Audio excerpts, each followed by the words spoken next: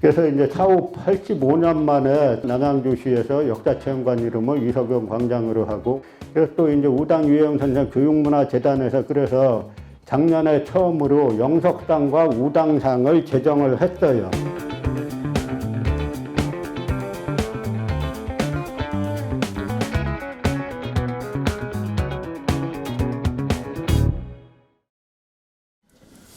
사회 각 분야 명사를 초청해서 특강을 듣는 명견 말리 시간입니다. 오늘은 국내 최고의 역사학자이자 작가이신 이덕일 소장님을 모셨습니다. 어려운 시간 내주신 소장님께 큰 박수 부탁드리겠습니다. 현재는 신한대학교 대학원 신인류학과 주임 교수이시며 변화와 혁신으로 꿈을 현실로 만드는 세상 한가람 문화연구소 소장을 역임하고 계십니다. 저서로는 조선왕조실록, 정약용과 그의 형제들, 한국 독립전쟁사의 재조명, 이회영과 젊은 그들, 조선선비 경쟁사, 조선이 벌인 천재들 등 수많은 책을 집필하셨습니다. 네, 그럼 지금부터 이석영 선생 일가와 노블레스 오블리주를 주제로 강연을 해주실 이덕일 소장님을 큰 박수로 맞이해 주시기 바랍니다.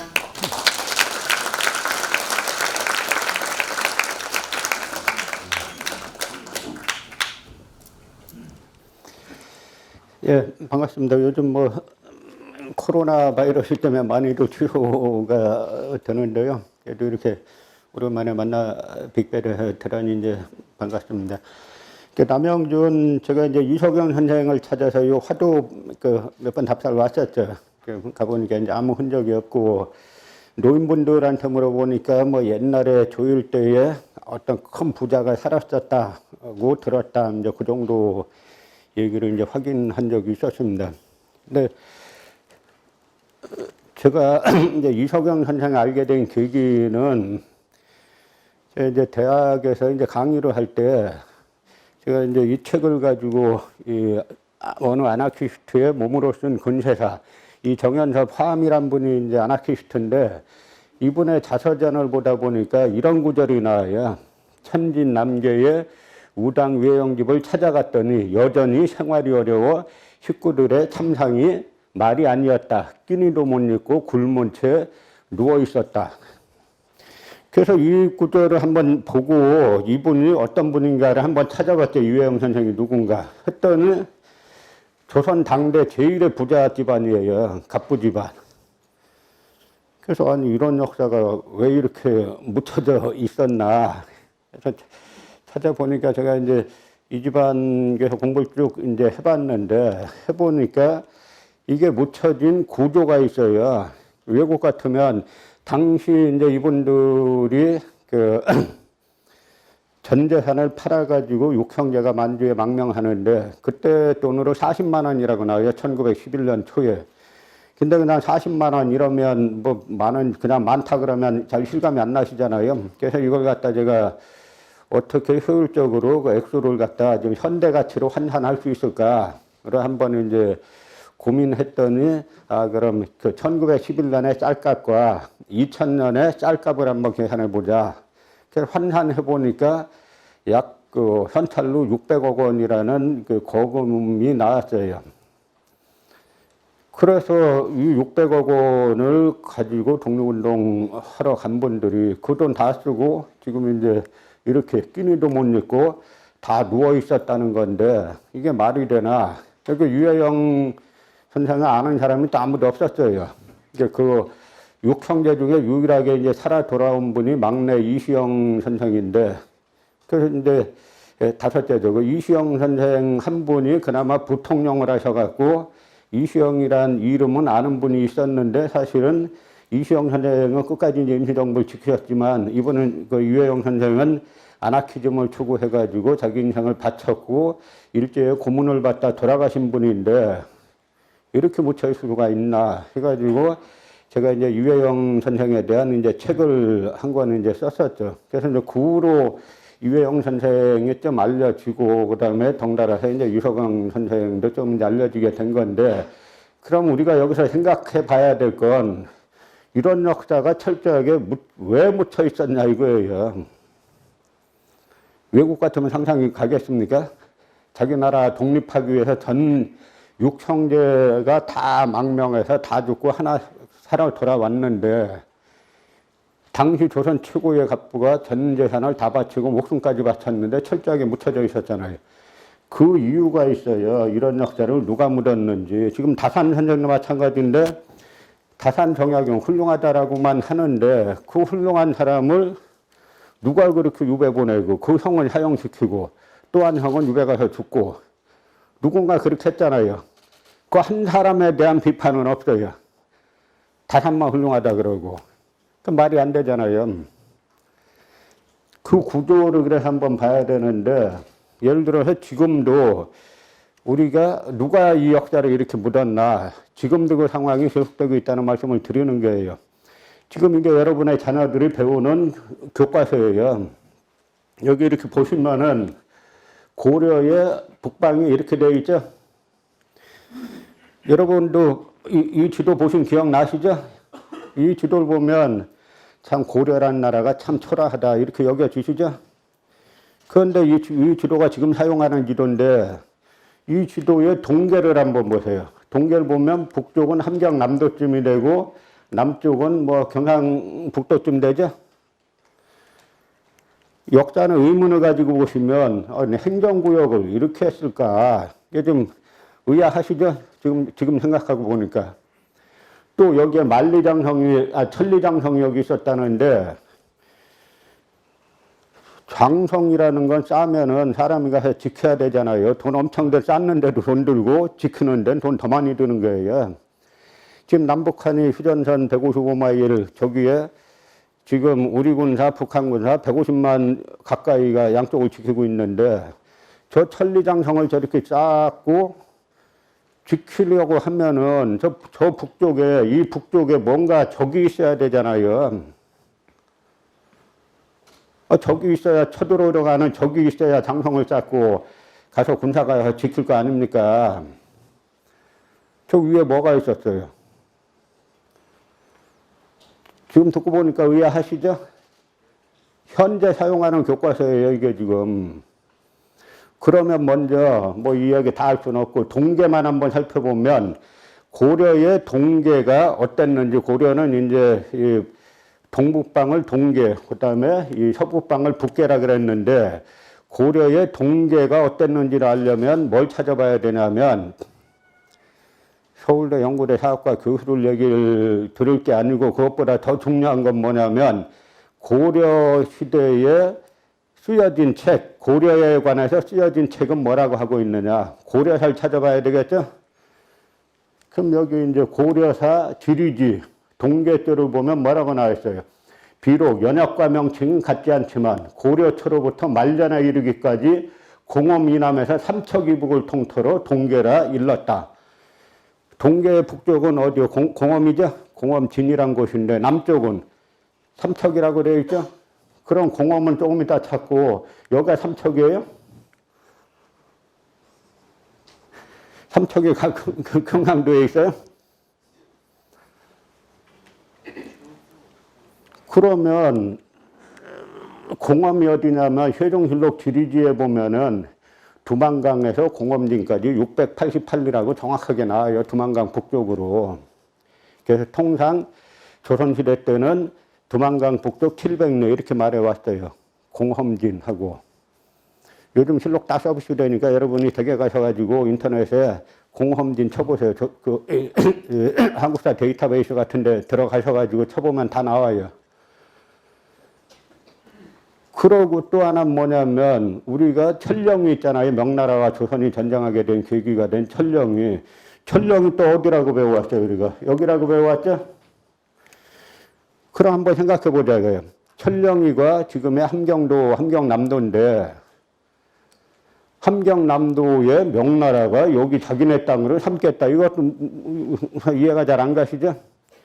그렇다고 치고 그러면 거기에 반발해서 고려 우왕과 그 다음에 최영 장군이 이성계와 조민수를 장수로 보내잖아요. 요동정벌군을. 그럼 요동정벌군이 어디로 가야 돼요? 이쪽으로 가야죠. 그럼 여기에 설치해가지고 천령을 설치해갖고 문제가 됐는데 군대는 왜 이쪽으로 가냔 말이에요. 다용태리 주죽박죽이죠. 그럼 천령이가 어디냐면 그거는 명나라의 정사인 명사지리지에 나와 있어요. 천령위하고 홍무 22년 1388년 이해에 이제 위화도 해군이 있던 해인데 천령성을 설치했다가 26년 옛 운주가 어디냐면 현재 요령성 천령시로 옮겼다. 천령은 서쪽에 요하가 있고 남쪽에 범하가 있는데 모두 요하로 들어간다. 동남쪽에 봉지편이 있는데 옛 천령성 자리이고 고려와 경계로 접하고 있다. 여기서 보면은 서쪽에 요하가 있다 그랬죠? 요하가 어디 있어요? 지금 심양하고 요양을 흐르는 강이 요하잖아요. 함경도 안변이 천령이면 함경도 그 서쪽에 뭐 요하고 뭐고 강 자체가 없잖아요. 그 여기에 이제 봉지편이 있다라고 되어 있는데 요걸 한번 조막해 보시면은 여기가 말하는 게 어디냐면 지금 천령이 여기에요. 심양 남쪽에 지금 진상둔진에 이 옛 봉지보 자리가 여기 있어요. 그리고 공엄진은 두만강 북쪽 700리. 그래서 고려조선의 강역이 이렇게 되어 있는데 지금 우리는 이렇게 가르치고 있잖아요. 누가 그랬냐면 이케우치 히로시라고 한자를 진해경이라고 쓰는 인물인데 조선총독부 소속의 일본인 식민사학자가 이렇게 그려놓은 걸 지금까지 따라하는 거예요. 그 구조가 뭐냐면 우리나라 해방 이후에 이제 역사학의 계보를 좀 이제 보셔야 되는데 해방 이후 이제 역사학의 계보가 어떻게 되냐면 원래는 이제 그 세 그룹이 있었어요. 하나는 그 민족주의 독립운동가들이 주로 역사학을 많이 했습니다. 그래서 임시정부 2대 대통령이셨던 백안 박은식 선생, 그 다음에 임정 국무령이셨던 석주 이상용 선생, 뭐 단재 신초 선생 다 역사학자들이죠. 이분들의 역사관을 계승한 그룹이 하나 있었고 또 하나는 이제 마크시즘, 그 마크스의 사적 유물론을 지지하는 역사가 그룹들이 하나 있었어요. 이들을 사회경제사 학자들이라 그랬는데 요 그룹이 하나 있었고 그 다음에 조선총독부에 근무했던 조선사 편수회에 속해서 일본인들의 앞잡이 노릇하던 그 학자 그룹이 있었죠. 그런데 해방 공간에서 이제 미국이 들어와서 다시 침입할 등용하는 바람에 제1그룹들은 다 제거가 됐고 그 다음에 제2그룹들 막시즘을 그 지지하던 학자들은 대부분 다 월북을 했고 그러니까 남아있던 제3그룹 이병도, 신석호, 조선사편수의 출신들이 사학계를 완전 장악한 겁니다. 그래서 이병도라는 사람을 국사학계의 태두라고 부르잖아요. 전 이 사람들이 국사학이라 그럴 때 그 나라 국자가 저는 뭐 한국을 뜻하는 건지 일본을 뜻하는 건지 이제 궁금한 사람인데 그 이병도 씨가 뭐라 그랬냐면 이걸 이렇게 그려놓은 이케우치 히로시를 갖다가 아주 존경할 만한 인격자였다. 공공연히 그러고 다녔어요. 자기한테 아주 잘해줬다고. 그 이케우치 히로시가 얼마나 이병도가 이쁘겠어요. 공부 조금만 해보면 이렇게 되어 있는 거 쉽게 알 수 있는 걸 갖다가 이게 조선도 강역이 이렇게 되어 있어요. 이건 뭐냐면 태종실록을 보면 태종이 김첨이라는 사람을 명나라의 사신으로 보내가지고 우리 국경은 천령부터 공엄리까지다 라고 해서 명나라에 가서 도장을 받아와요. 그래서 태종이 그 김첨이란 신하에게 땅 15개를 상으로 줬다. 그런 기록이 다 나와 있어요. 그러니까 우리가 고려와 조선이 명나라와 합법적으로 맺은 국경선은 여기에요. 근데 이렇게 가르치고 있죠, 아직도. 바로 역사를, 이렇게 되어 있는 역사를 이렇게 가르치고 있는 사람들이 역사학계를 다 장악하고 있었기 때문에 이회영, 이석영 이런 분들이 다 지워진 거예요. 계보가 그대로 연결됩니다. 여기 지금 제가 여기 찾아가 봤어요. 몰래 숨겨놨어요. 고생했어요. 이거 찾느라고. 저희가 중국 답사를 많이 다녔기 때문에 웬만하면 한 방에 찾는데 이건 감춰놔가지고 처음엔 못 찾고 두 번째는 심양 출신 기사를 수배해가지고 근처까지 가서 물어물어 찾았는데 여기 봉지보, 아까 제가 여기 나와있죠. 봉지편이 있고 이렇게 나와있죠. 동남쪽에. 심양 남쪽에 바로 요 자리에 중국이 몰래 세워놨어요. 이거를 봉지보 유지라고. 그 중국에서 볼 때 얼마나 한심하겠어요. 한국이. 자기네 조선의 국경이 심양 남쪽까지인데 지금 저쪽이라고 함경 남변이라고 가르치고 있으니까. 그러니까 얼마 전에 시진핑 중국 주석이 트럼프 대통령 만나서 조선은 역사적으로 우리 것이었다라고 말한 게 그냥 나온 게 아니라 다 남한의 학자들, 한국의 학자들이 한 걸 다 보고받고 한 이야기예요. 그 구조를 하려면 이제 이것이 가능했던 그런 이제 구조들이 이렇게 보셔야 되는데, 이게 이제 일본인들하고 한국인들하고 외교권 넘겨주고 나서 아주 자랑스럽게 사진 찍었어요. 이거는 보면은 당시 이제 그러니까 역사를 큰 구조를 보면 어떻게 되냐면 이제 인조 반정이라는 게 있잖아요. 인조 반정을 상당히 우리나라는 높게 가르치는데, 인조 반정의 이념이 뭐냐면 이 신하들이 그냥 신하들 이렇게 말하면 안 되고, 당이 주도한 당이 서인인데, 이 서인들이 율곡의 제자인 서인들인데, 이 서인들이 나중에 주류가 이제 노론이 되죠. 이 사람들이 광해군이 등거리 외교를 하니까 이 서인들의 논리는 우리의 임금은 명나라 황제지 조선 임금이 아니라는 거예요. 그런데 광해군이 등거리 외교를 하니까 저게 우리 임금을 배신한 거다. 그러니까 조선 임금은 명나라 황제 입장에서 볼 땐 제후에 지나지 않는데 명나라 황제를 배신했다, 임금을. 그래서 우리가 조선왕을 내쫓는 건 명나라 황제에 대한 충성이다. 이 논리로 쿠데타를 일으킨 거예요. 그러고 나서 이 당파가 계속 이제 서인이 나중에 갈라져가지고 소론, 노론이 되는데, 노론이 핵심 세력이 돼가지고 나중에 노론의 마지막 장수가 바로 이완용이에요. 그런데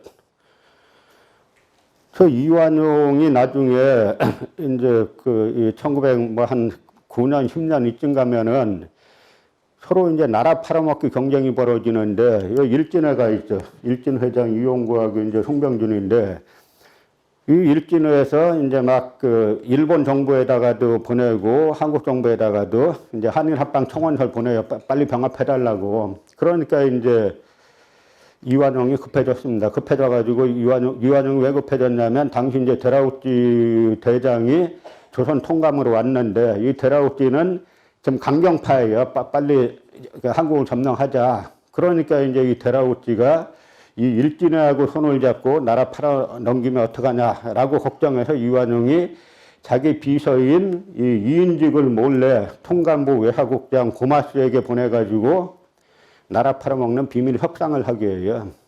그런데 한번 생각해 보시면, 이완용이 이인직을 보내서 나라 팔아먹는 비밀 협상을 할 때 가장 알고 싶은 게 뭐겠어요? 여러분이 어떤 물건을 팔려고 할 때 가장 알고 싶은 게 뭐예요? 값을 얼마 쳐줄 거냐, 이거 아니에요.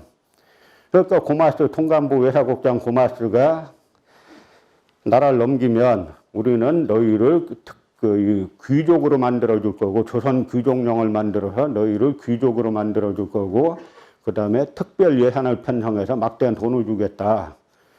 그러니까 이인직이 그런 관대한 조건이라면 하등에 어려울 게 없겠습니다. 라고 돌아가서 이완용에게 보고하니까 한 달 만에 일사천리로 넘어가는 거예요, 나라가.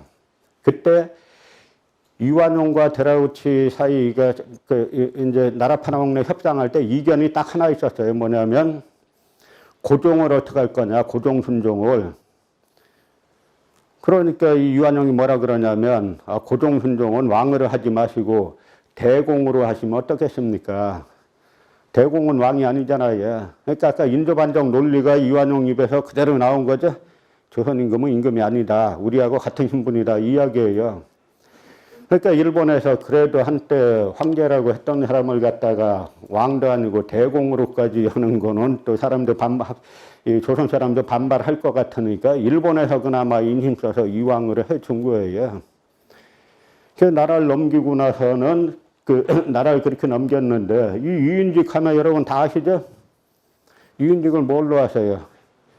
혈애루를 쓴 성각자 다 이렇게 하시잖아요. 혈애루 내용이 뭐냐면, 혈애루가 당시 만세보란데 연재한 건데, 내용이 뭐냐면 청일전쟁 때 청나라 군사가 조선 처녀를 겁탈하려고 하니까 일본군이 구해줬다. 그 내용이에요.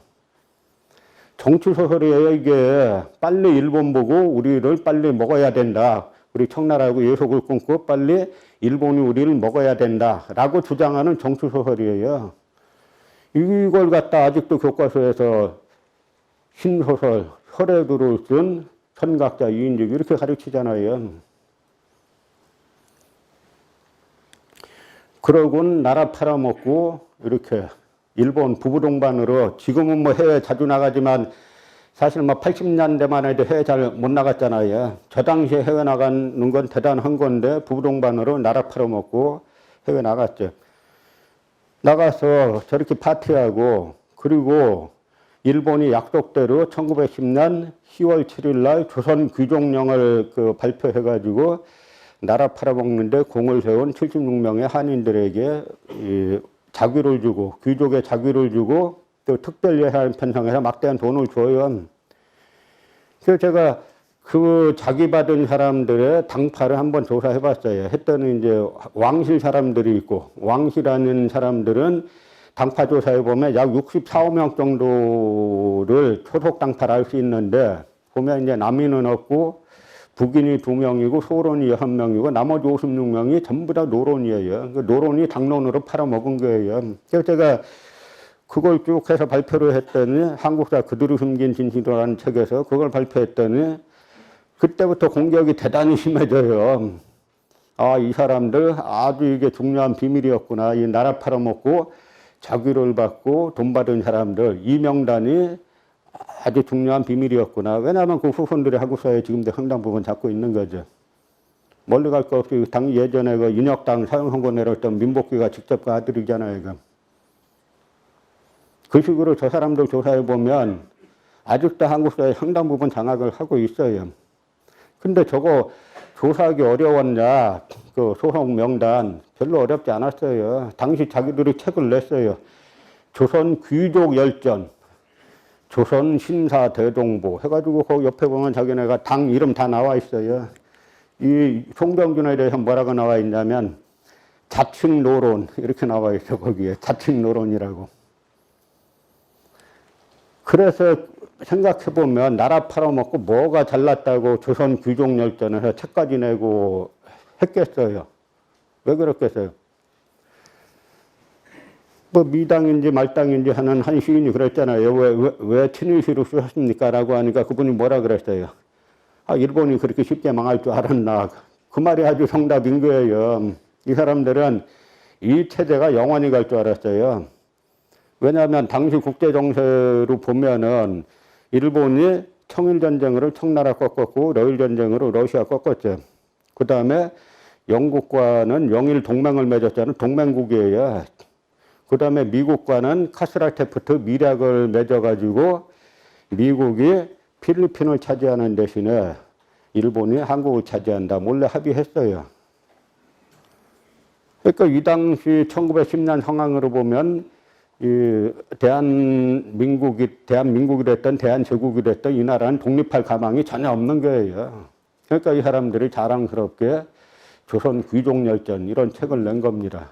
근데 여기에서 이제 역사의 반전이 이루어지고 이제 유석영, 유해영 선생 같은 분들이 이제 등장을 하게 되는 건데 이 나라가 이제 망하니까 이제 두 흐름이 나타나는데 이 사대부들 사이에서 망명하는 그룹과 자결하는 그룹들이 있죠. 그래서 전라도 구례의 매천황현 이분은 이제 절명시를 쓰고 자살하잖아요. 자결하는데 이분이 남긴 글을 보면 내가 죽어야 할 의리는 없지만 왜냐하면 이분이 배설한 분이 아니에요. 오히려 내가 총리 대신한 이완용 인조반정 이래에 거의 300여 년 가까이 집권당이었던 노론이 나라 팔아먹었는데 저야 시골 선비가 자기가 나라 망한데 책임을 지고 자결할 건 없잖아요. 그러니까 내가 죽어야 할 의리는 없지만 나라에서 선비를 우대한 지 500년인데 책임지고 죽는 사람 하나 없어서야 되겠느냐라고 절명시를 남기고 자결을 하죠. 이분은. 그리고 이제 이런 분들은 망명을 하는데 당시 이제 망명하는 그룹들 중에 그 가장 먼저 망명하는 분들은 저 양명학자들이에요. 저 강화도에 있는. 그래서 이제 그 연대에 계시던 서염 민영규 선생이 마지막 우리나라 뭐 양명학 계보로 이었다가 할 수 있는 분인데 그분이 이제 그 뭐 강화학 최후의 풍경이라는 책에서 이분들을 갖다 강화학파라고 이름 졌는데 당신 다 이 성리학 세상이잖아요. 우리나라는 몇 년 전에 논어 열풍이 막 일었지 않습니까? 그래서 저도 이제 논어 내 인생의 논어 그 사람 공자라는 책을 한 권 썼었는데 우리나라는 지금도 논어 하면은 다 뭐 보냐면 주의가 주석한 논어 집주 그걸 봐요. 그럼 주의가 1200년의 세상을 떠난 분인데, 물론 그 당시는 훌륭했다라고 치고, 그럼 지금으로부터 한 800~900년 전에 사람이 쓴 주석이 지금에도 통할 수가 있겠냐고요. 지금 다 그거 봐요. 주자학. 그 주위의 학문을 따르는 걸 주자학이라고 하는데, 그러니까 이 중국에서는 주자학이 나왔고, 남송 때, 그 다음에 명나라 때 양명학이 나오지 않습니까? 그러니까 양명학은 명나라쯤 가면은 이제 농민들의 지위가 상당히 상승해요. 그래서 그 상승한 농민들의 견해를 대폭 반영한 게 이제 양명학인데, 그 명나라에서는 양명학이 이단으로 안 몰렸습니다. 근데 조선에서는 이제 이단으로 몰렸죠. 왜냐? 양명학은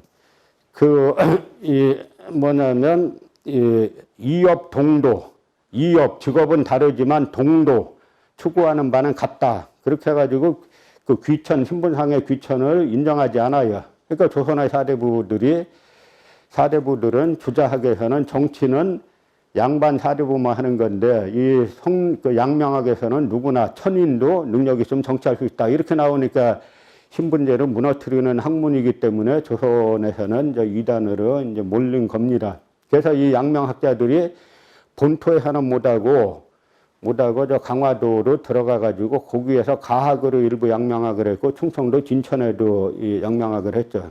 조금 아까 망명한 이상설 선생 같은 경우가 이제 진천분인데 그래서 이제 제가 그걸 좀 이렇게 밝혀놨더니 처음에는 이 정제두 선생 묘소 찾기도 어렵고 찾을 때도 없고 막 그랬어요. 저희가 처음 가서 했을 때는. 요즘 다시 가보니까 요즘은 저 앞에 주차장도 이렇게 만들어 놨던데 그래서 이제 그 정제두 선생의 집안에 뭐 사위라든지 아들이라든지 이렇게 쭉 연결된 분들이 나중에 나라 망하니까 가장 먼저 망명을 합니다. 정제두 선생의 직계 후손인 뭐 정원아란 분이나 홍성원이란 분이나 이건창 선생의 그 동생인 이건성 뭐 이런 분들이 이제 집단 망명을 하는데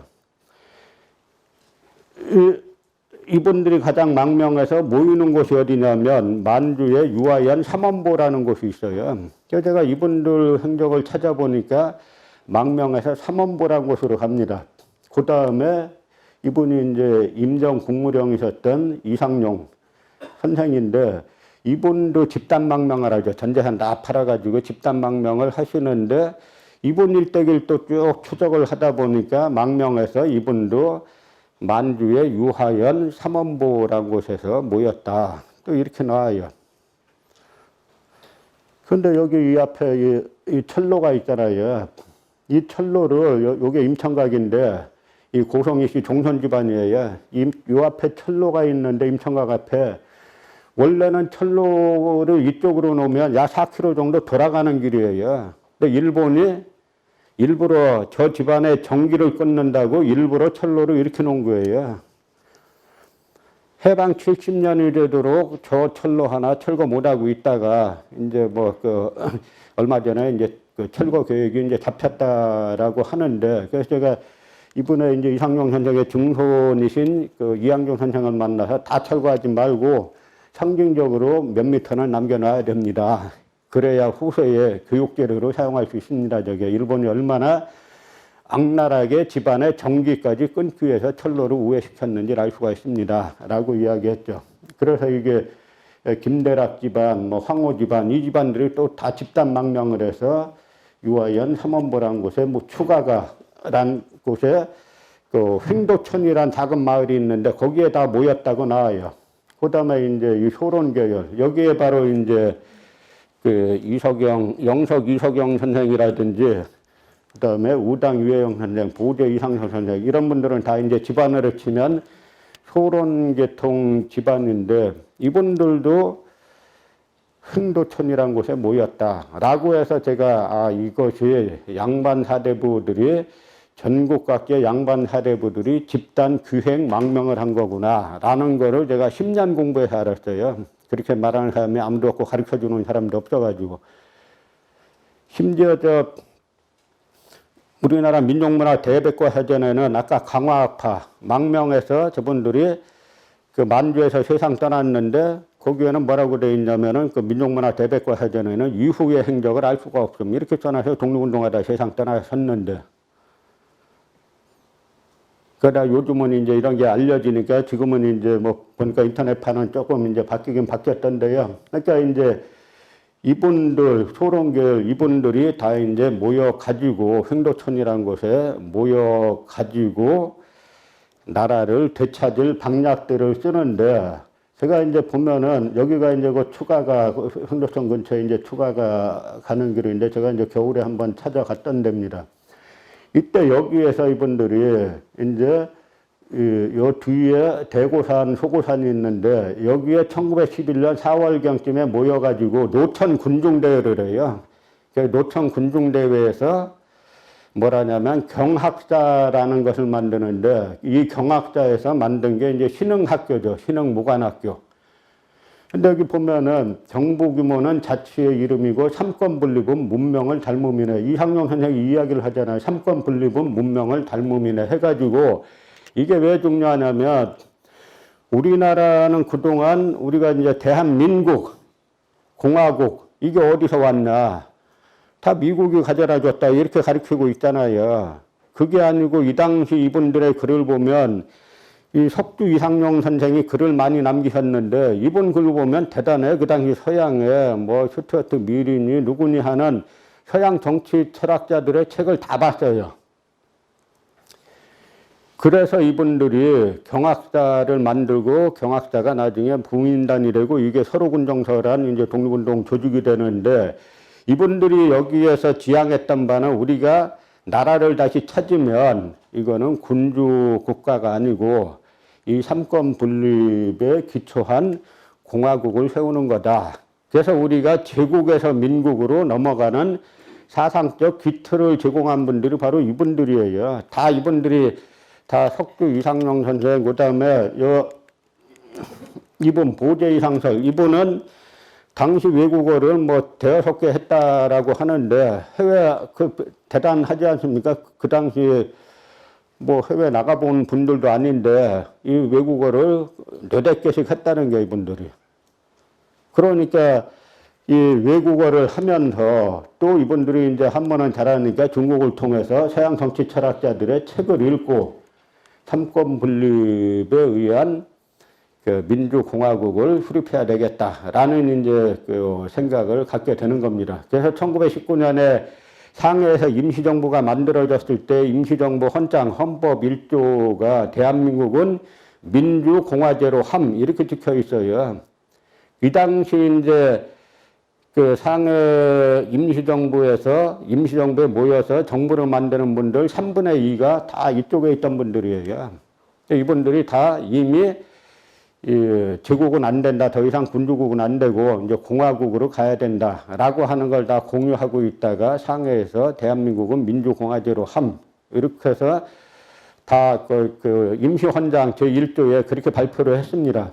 미국이 가져다 준 게 아니에요. 이분들이 나라는 망했는데 나라를 망하니까 조직적으로 만주에 집단 망명해서 나라를 되찾으면 되찾는 나라는 삼권 분립에 의한 민주공화제다라고 지향을 한 겁니다.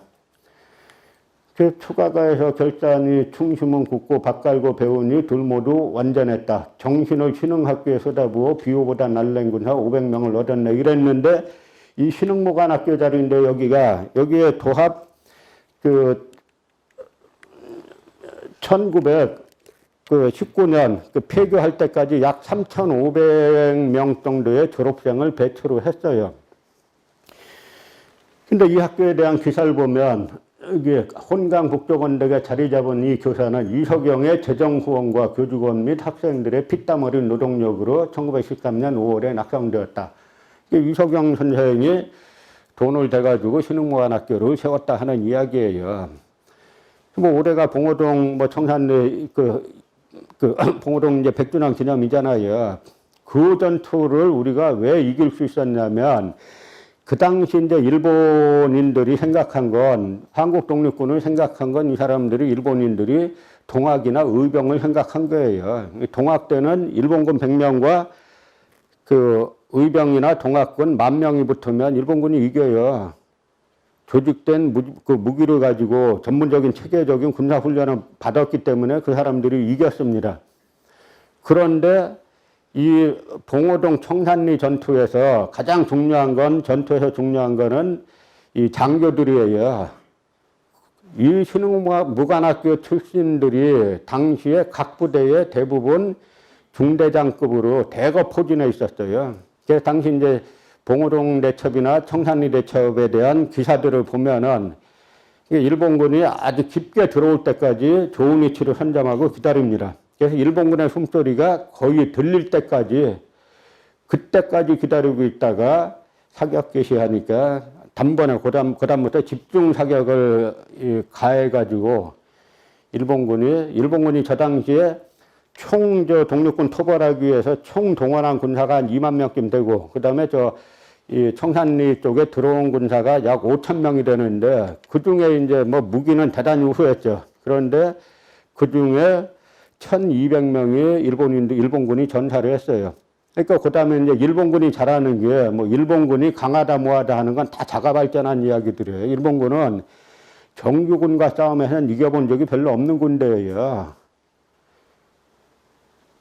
그러고 일본군이 잘하는 거는 이제 뭘 잘하냐면 민간인 학살하는 거. 그 다음에 그 봉오동 청산리에서 저렇게 참패하고 난 다음에 그 다음에 민간인 마을 돌아다녀가면서 조선인면 보이는 대로 전부 다 죽였죠. 그걸 갖다 경신대참변이라고 부르는 겁니다. 그런데 이때 또 하나 요소가 뭐냐면, 예를 들어서 홍범도 장군은 포수 출신이에요. 근데 조선의 포수들이 대단히 우수합니다. 왜냐하면 조선의 포수들이 주로 잡는 게 뭐냐면 대박칠거리는 호랑이 사냥인데, 당시 총에는 총알이 딱 한 발 들어가는 거예요. 호랑이하고 딱 마주서가지고 한 발에 호랑이를 쓰러뜨리면 잡는 거고, 빗 맞으면 어떻게 되겠어요? 포수가 죽는 거죠. 그러니까 조선의 포수들이 상당히 이제 강한데, 그래서 이제 저런 요인들, 그런 요인들과 그 다음에 신흥무관학교에서 교육받은 이 사람들이 장교가 돼가지고 이 봉오동 청산리 전투의 허리 역할을 했기 때문에 일본군을 쑥대밭 만들 수 있었던 거죠. 그러니까 사실 조선의 우리 그 독립운동에 나중에 끝까지 핵심 역할을 한 분들 중에 대다수는 저 신흥무관학교 출신들이에요. 여러분 의열단 아시죠? 의열단도 다 90% 이상이 다 신흥무관학교 출신들이 한 겁니다. 그래서 저 학교 출신들이 그렇게 이제 많은 일을 했는데, 그 한 신흥무관학교를 만든 거는 이 당시 이제 이분들은 살아계실 때니까 이석영 선생이 가져간 그 막대한 재산을 가지고 했는데, 여기 보면 이석영 선생 같은 경우 한번 여러분 입장을 바꿔갖고 한번 생각을 해보세요. 당시 영의정 이유원이라고 이분도 뭐 대원군도 이 남양주 이쪽이고 이 영의정 이유원은 대원군의 정적이에요. 이분도 그 남양주 사람인데, 그때 당시에 이 이유원이 엄청 갑부였어요. 그 집에 양자로 들어가가지고 그 막대한 재산을 다 물려받은 건데, 남양주 뭐 화도 가오실이라고 불렸던 뭐 그런데 땅들이 다 이제 이유원으로부터 물려받은 그런 땅들입니다.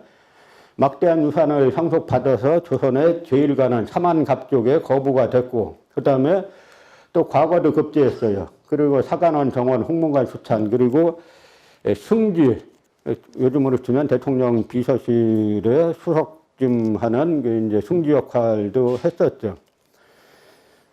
그러니까 어떻게 보면 모든 걸 다 갖고 태어났잖아요. 그냥 뭐 나라야 망하든지 말든지 그냥 난 이 막대한 재산에 그냥 이 재산만 가지고 그만 살아도 배설 안 해도 얼마든지 할 수 있는데 그 모든 재산을 전부 다 이제 바치게 되죠. 이때 이제 이분은 뭐냐면 이 갑오년에 정계 은퇴를 하는데 이제 갑오년이 이제 갑오 농민 그 동학농민 혁명이 일어나는 해지 않습니까? 그러니까 그 동학농민 혁명을 보고 더 이상 벼슬의 뜻을 잃고 벼슬에서 크게 성취할 뜻이 없더니 마침내 사직하고 돌아와 은거하였다. 은거했다는 데가 바로 요 화도읍에 은거하신 거예요. 그래서 이분의 토지를 이제 조사해 봤어요. 일가가 처분한 토지를 조사해 봤더니 지금 약 267만 평인데 대부분이 이제 서울과 남양주, 양평, 파주 등지에 이렇게 있는데 현시가, 공시지가로 해보면 약 6조 원 정도가 돼요. 근데 그 당시 이제 일본 몰래 아주 급하게 막 팔아치웠지 않습니까? 그래서 싸게 팔아치웠는데 그래서 제가 처음에 이거 계산할 때 땅값으로 계산하면, 그러니까 땅값으로 계산하면 너무 어마어마한 재산이 나오는 거예요. 그래서 이제 쌀값으로 계산해 봤는데 그 명동에 지금 영락교회 근처에 약 8,000평은 총독부로 넘어갔어요. 그래서 아마 저희가 한 몇 년 전에 독립운동가 재산 찾아주기 다음에 이 펀딩을 한번 해봤어요. 처음에 저희가 다음 측에다가 그 3,100만 원 정도로 모금하겠다라고 하니까 다음 측에서 이거 뭐 독립운동가 얘기 갖고 3,000만 원 이상의 거금이 모이겠느냐, 좀 목표 미달하는 것보다 좀 낮춰서 하는 게 낫지 않겠느냐라고 했는데 실제 해보니까 한국이 대단한 나라인 게 3,100만 원 훨씬 초과를 했어요. 그러니까 우리나라가 외국은 뭐 이따 또 잠깐 말씀드리겠습니다만 외국은 이 재벌들이 기부를 많이 하잖아요. 우리나라는 재벌 기부는 약한 반면에 개인 기부는 세계 최고라는 거예요.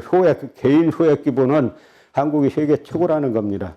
그래서 이제 저희가 나중에 이제는 이번 뭐 선거 끝나고 뭐 하면은 이분들 재산 찾아주는 입법 운동을 좀 하려고 하는데 생각해 보세요.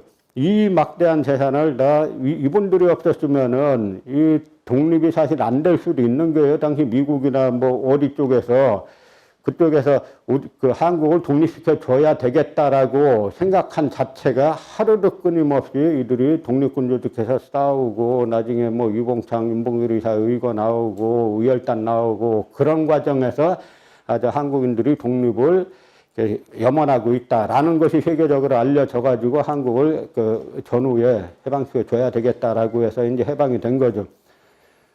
그런데 우린 지금 이 정도 한국이 부자 나라가 됐어요, 사실 한국은. 근데 이분들 재산은 한 푼도 돌려준 적이 없어요. 특히 이 명동의 8,000평, 이건 총독부로 넘어갔기 때문에 이 땅이 왜 중요하냐면 그 명동 땅을 팔면 금방 총독부에 알아채잖아요, 경무국에서. 이 땅은 안 팔고 그냥 남겨두고 그냥 간 거예요. 그래서 그걸 총독부에서 가져갔기 때문에 그 법논리상 이거는 이제 돌려줘야 되는 땅이죠. 근데 문제는 이제 이석영 선생은 이제 후손도 없잖아요. 그래서 제가 그 이쪽 집안 분이 이제 이종찬 전 이제 국정원장 하시던 분이 이제 그 이쪽 유해영 선생의 손자분이시지 않습니까? 그 한번 그 얘기를 하면서 만약에 이 재산 찾아주기 저게 이제 입법이 되면은 후손들끼리 다 그 나눠 갖지 말고 그 중에 반 정도는 공익재단을 만들어서 이게 공익사업에 특히 교육 중심에 우리나라 역사관을 바로잡는 공익 중심에. 그러니까 우리나라는 대학이 그렇게 많은데 대학원이 그렇게 많은데 이 독립운동가들의 역사관을 계승한 대학은 빵개예요. 한 군데가 없어요. 만나면은 다 이 사람들이 말로는 식민사관 다 극복했다 그래요. 총론으로는. 그러고 나서 실제 보면은 강론 들어가면 다 식민사관이고, 뭐 임나일본부설, 여러분 임나일본부설 극복했다 다 그렇게 들으셨을 거예요. 근데 임나일본부설의 가장 중요한 게 뭐냐면 임나는 가야라는 거예요. 임나일본부설을 극복했다 총론으로 말하고 임나는 가야의 별칭이다 또 이렇게 말해요.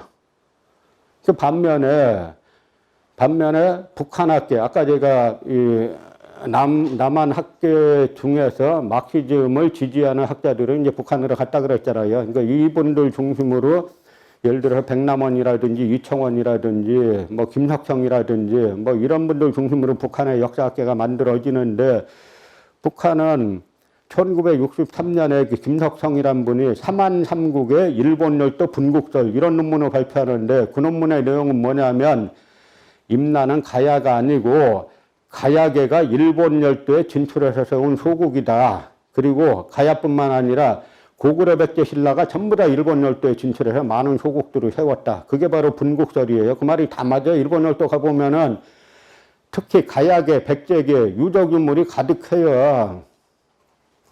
근데 학자들은 거꾸로 이야기하고 있어요. 아직도. 지금 국립중앙박물관에서 가야 전시하는데 가보니까 다 임날본부설로 다 채워놨어요. 임날본부란 말만 안 썼지 연표나 이런 거 다 그렇게 설명해놨어요.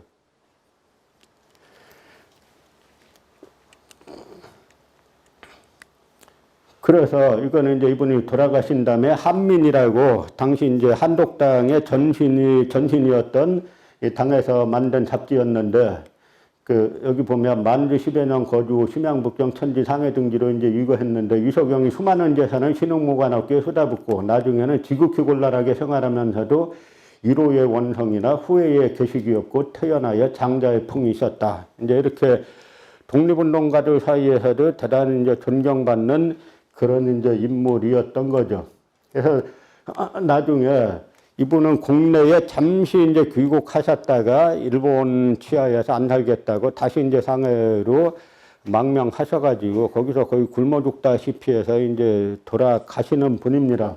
그래서 이제 이분은 1934년에 상해의 조카 그 이시영 선생의 차남인 이규홍가에서 세상을 떠나서 이제 그 홍교공원에 안장이 되는데, 그 장자 이규준 선생은 다물단을 조직해서 하다가 우리가 이제 의열단만 하는데 의열단이 있고 아나키스트들이 이제 주로 만든 다물단이란 직접 행동 조직이 있어요. 여기에서 이제 다물단에서 당시 일제의 밀정이었던 김달하라는 인물이 있는데, 당시 대단히 이제 일제 쪽에서는 일제 앞잡이 중에서는 대단히 이제 거물이었는데, 이 인물을 갖다 이제 다물단에서 제거를 했죠. 그 하다가 일찍 이제 세상을 떠났고, 둘째 아들은 이제 행방불명이 됐는데, 이분이 건국훈장 애국장을 받은 게 1991년이에요. 한국은 조금 들여다보면은 이해 안 가는 것들이 이제 대단히 많은 나라인데요. 91년에 들어서 건국훈장, 그때 애국장을 받았는데, 이게 좀 잘 안 보이실 수 있는데, 우리나라 건국훈장 이 부분을 등급을 다 뜯어 고쳐야 돼요. 보면은 가장 높은 게 대한민국장인데, 대한민국장 받은 분들이 아주 유명한 독립운동가들과 뭐 이런 분들인데, 임병직, 이분은 여러분이 못 들어보셨죠? 대한민국장이 등급 중에 제일 높은 거 받은 분인데, 여러분 못 들어봤잖아요. 왜 못 들어봤냐? 저분이 뭐 했냐면, 이승만, 이분의 비서 한 분이에요.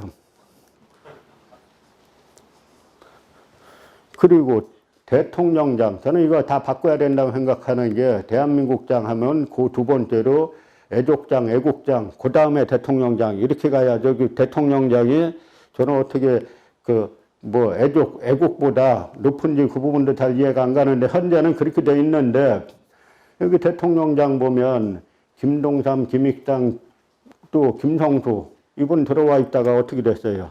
얼마 전 뭐 친일이거를 해가지고 이제 저 고대 앞에 인천로도 이름 바꾼다 그러잖아요.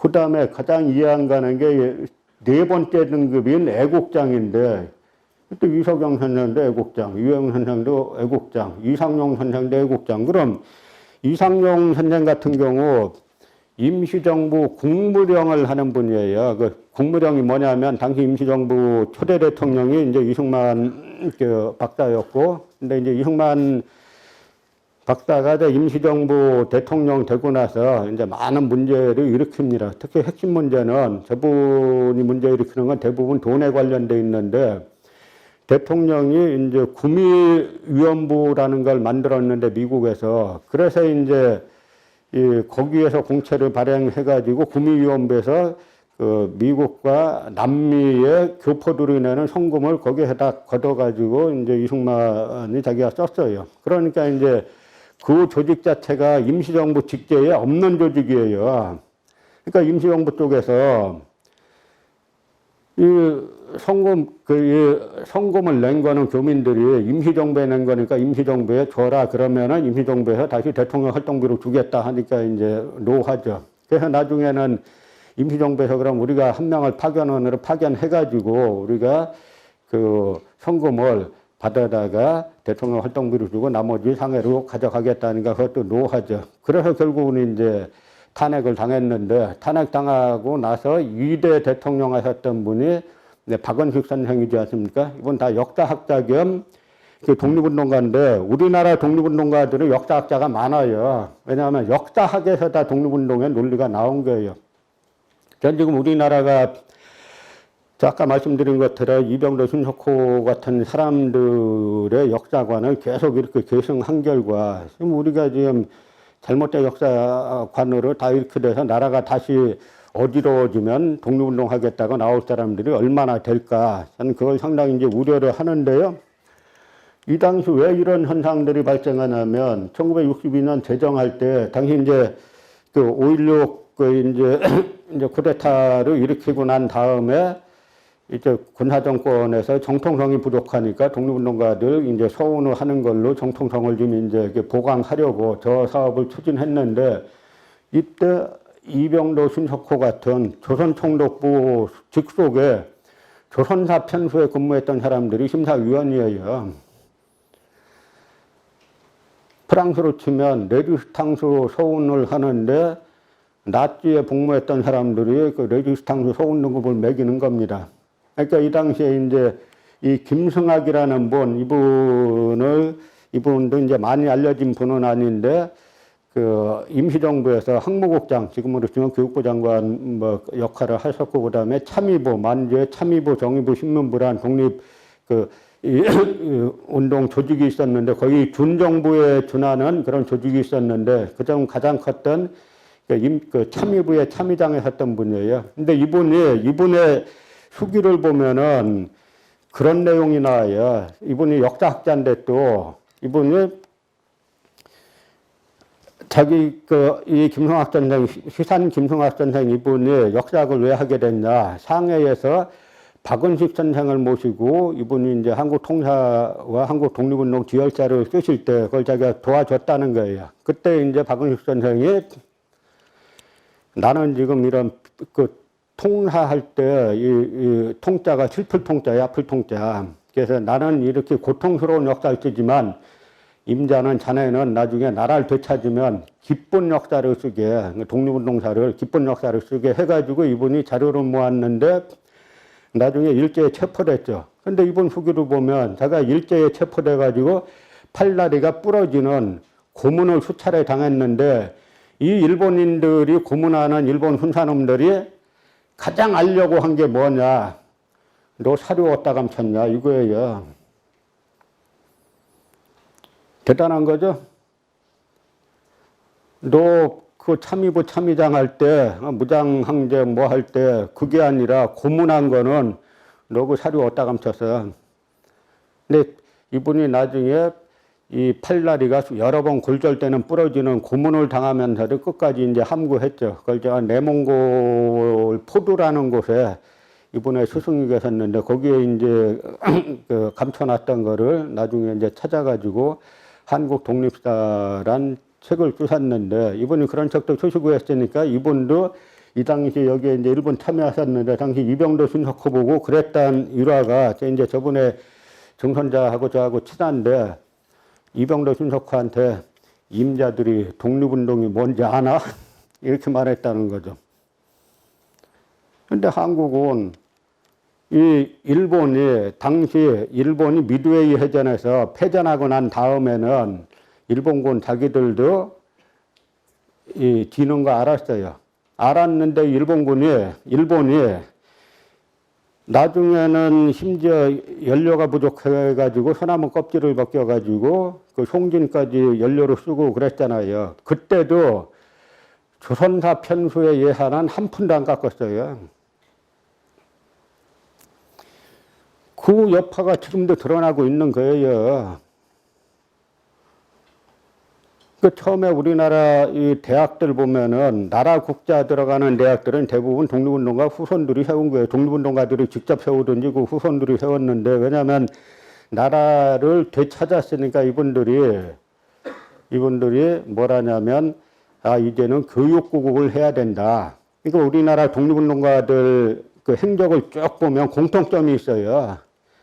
공통점이 뭐냐면 중간에 반드시 학교를 하나 하는 겁니다. 안중근 의사도 저기 이제 황해도에 그 학교 2개를 설립하잖아요. 윤봉길 의사도 그랬고, 모든 독립운동가가 심산 김창숙 선생도 그렇고 전부 다 학교를 해요.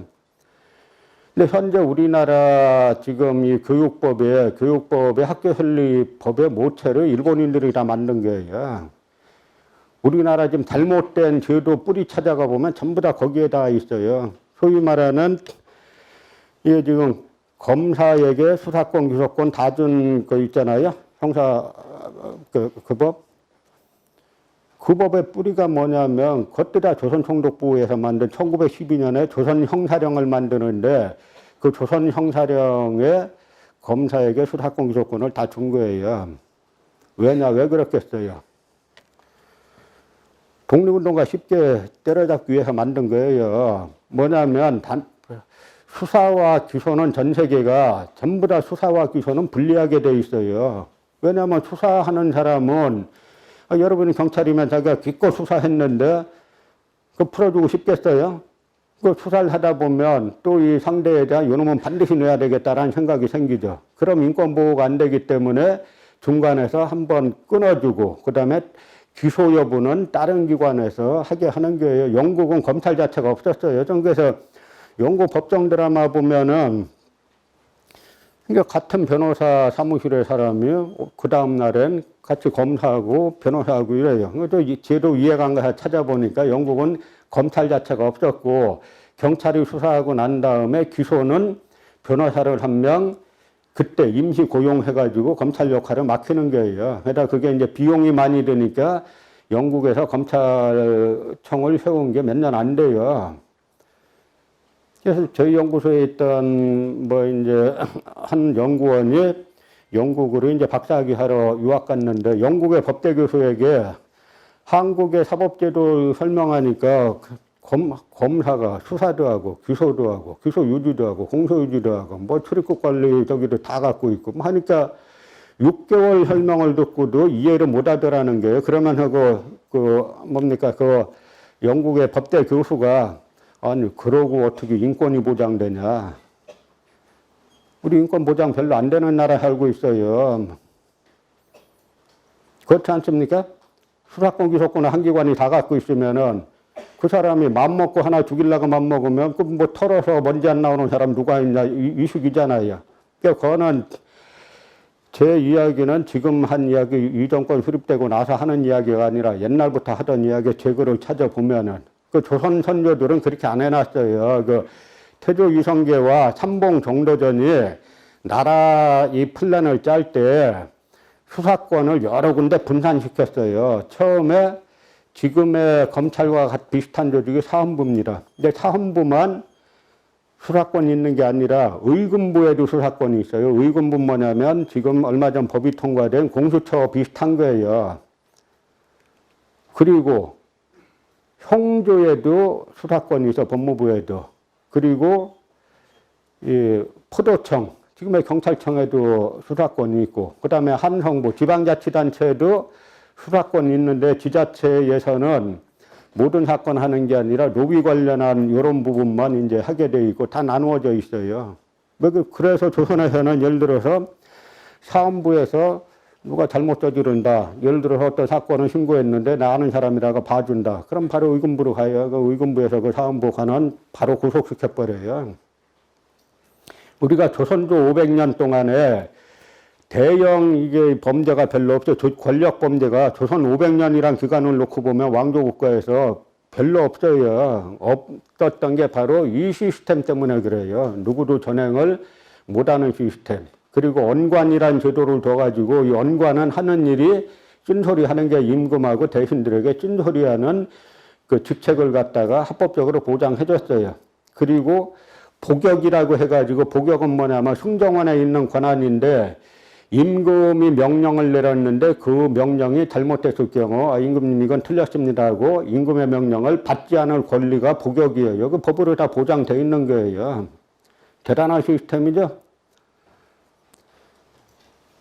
그런데 여기에 또 뭐가 있냐면 이 조선의 선비들은 이 사헌부 쪽 사람들, 특히 이 사람들은 수사권을 갖고 있으니까 가장 집중적인 수사권을 갖고 있기 때문에 이 사람들은 조정회의 들어갈 때 가장 먼저 들어가요.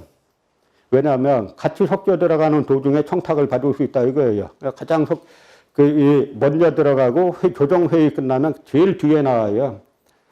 같이 걸어가다가 할 수 있다는 거죠. 그래서 이분들이 고민하는 게 뭐냐면 친구의 부모님이 돌아가셨는데 문상을 가야 되냐 말아야 되느냐. 실제 그런 기록이 있어요. 내가 가야 되냐 말아야 되냐. 이 조선 같은 예의 나라에서 친구 부모님이 돌아가셨는데 문상 안 갈 수가 없잖아요. 그래서 사헌부에서 제도를 만들어요. 그럼 문상하는 원칙. 만약에 이제 갈 때 제일 뒤에 그 행렬에 가장 뒤에 따라간다. 그래서 바로 그 앞에 가서 옷을 갈아입고 딱 그 참배만 하고 다시 나와서 옷을 갈아입고 난 돌아온다. 딱 그런 걸 다 정해놔요. 뭐를 업자들하고 술 먹고 돌아다니고 뭐하게 그거는 상상이 안 되는 거 다 그렇게 된 이거는 전부 다 일제시대 때 1912년에 조선 형사령에서 다 만든 그런 제도예요. 그 다음에 1910년에 나라 뺏겼는데 1912년에 일본이 법리로 많이 만들어요. 그 조선 민사령을 만들어서 지금의 말하자면 한국이 지금 기업하는 사람들 이 국세청 무섭게 만들어 놨잖아요. 그때 다 뿌리가 거기에 있어요. 그 다음에 사립학교령도 만드는데 그 전에 제가 조금 아까 말씀드린 것처럼 이 대부분의 독립운동가들은 전부 다 학교 설립했어요. 학교가 뭡니까? 가르칠 수 있는 능력이 있는 사람이 있고 배울 학생이 있고 그 다음에 방 한 칸 있으면 그게 학교잖아요 사실은. 근데 일본이 1912년에 사립학교법을 만들면서 까다롭게 해놓는데 조건이 두 가지예요. 하나는 일정 규모 이상의 돈이 있는 사람. 이제 돈 있는 사람은 다 권력에 약하게 돼 있잖아요. 그리고 또 하나는 뭐냐면 품성이 올바른 사람. 총독부 눈에 볼 때 품성이 올바른 사람이 누구겠어요? 일본 말 잘 듣는 사람이죠. 그래서 나머지를 갖다 다 폐교시키고 일본이 이제 교육제도를 그렇게 시스템 만들어 놨는데 해방 이후에 독립운동가들이 와가지고 뭐 국민대는 신익희 선생이 세웠고 그다음에 뭐 당국대는 장영 선생이 세웠고 다 그런 식으로 다 이제 독립운동가들이 그 홍익대는 글자 그대로 홍익인간이잖아요. 그건 대종교 쪽에서 세운 거예요. 이제 대종교가 지금 상당히 이제 묻혀 있는데 참의부, 정의부, 신민부, 북만주에서 싸웠던 김자진 장군이 속해 있던 그 신민부는 대부분 대종교 쪽에서 한 거예요. 이분들이 세운 대학이 홍익대학교죠.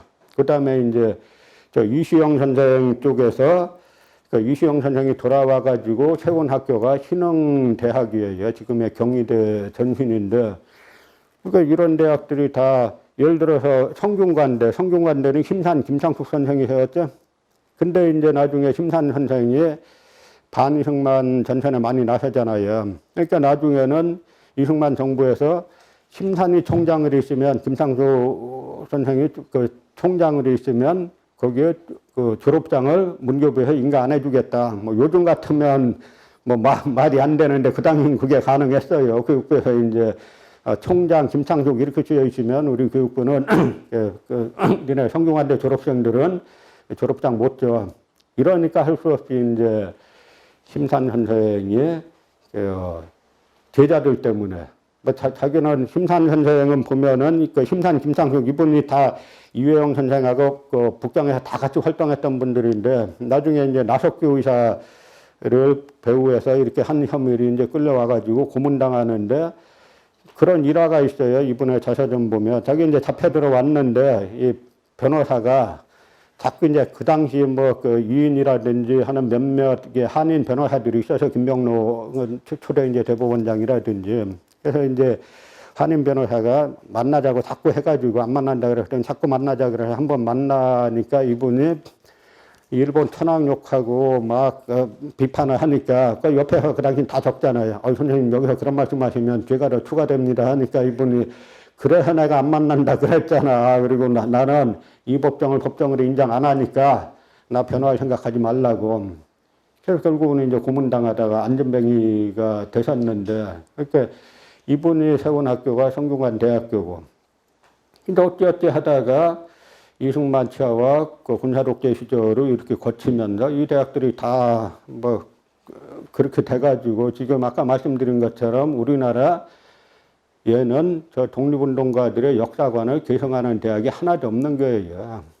그러니까 아까 저 국사교과서에 그 심양 남쪽에서부터 공엄진, 지금의 이제 목당강씨 아래 영안이라는 곳이 있는데 거기쯤으로 추정하는 거기까지가 고려조선의 북방강역인데 그걸 3분의 2 이상 뚝 잘라가지고 이 함경 남도까지로 교과서를 만들어도 다 한 통속이니까 얘기를 안 하는 거예요.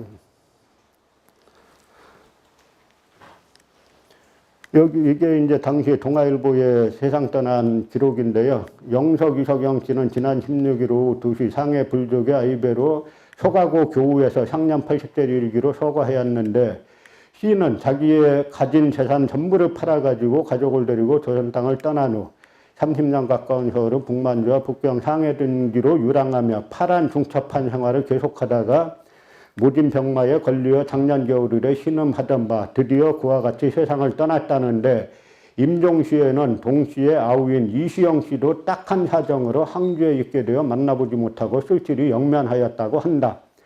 여기서 말하는 이시영 씨의 딱한 사정이 뭐겠어요? 윤복일 의사가 홍콩공원에서 사건을 일으켜가지고 일본의 시라카와 대장을 폭사시키잖아요. 그러니까 일본이 이제 상해 점령했으니까 그래서 이제 이 백범 김구 선생이 당시 이제 그 윤복일 의사 거사하기 전날에 다 임정 요인들에게 통보해가지고 내일 큰 사건이 발생하니까 몸을 피해라라고 이제 통보를 하죠. 그래서 이제 사실은 근데 이 홍콩공원 사건 때, 윤복일 의사 사건 때 아나키스트들도 하려고 했어요. 아나키스트 중에 백정기라고 우리가 뭐 별로 이쪽 교육을 그 학교에서 안 가르치니까 잘 이제 모르는데 구파 백정기라고 대단히 유명한 당시에 직접 행동가예요. 왜냐하면 우리 쪽 공부하는 사람들은 테러라고 안 하고 우리 쪽은 직접 행동이라고 하는데 이게 테러하고는 왜 다르냐면 이 구파 백정기 선생이 총 들고 여러 이게 일본하고 싸운 분인데 이분이 나중에 육삼정 사건이라고 상해에 뭐 육삼정이란 곳에서 그 일본군 고위 관료하고 중국의 부패한 군벌들이 모인다는 소식을 듣고 거기에 폭탄 던지려고 하다가 이제 나중에 체포돼가지고 옥사를 하시는 분인데 이분이 나중에 보면은 그 육삼정 저기에 예를 들어서 자동차에 이제 폭탄을 던지려고 하는데 저 기사는 죽이지 말고 저 일본군 장군 저놈만 죽일 수 있는 방법이 없나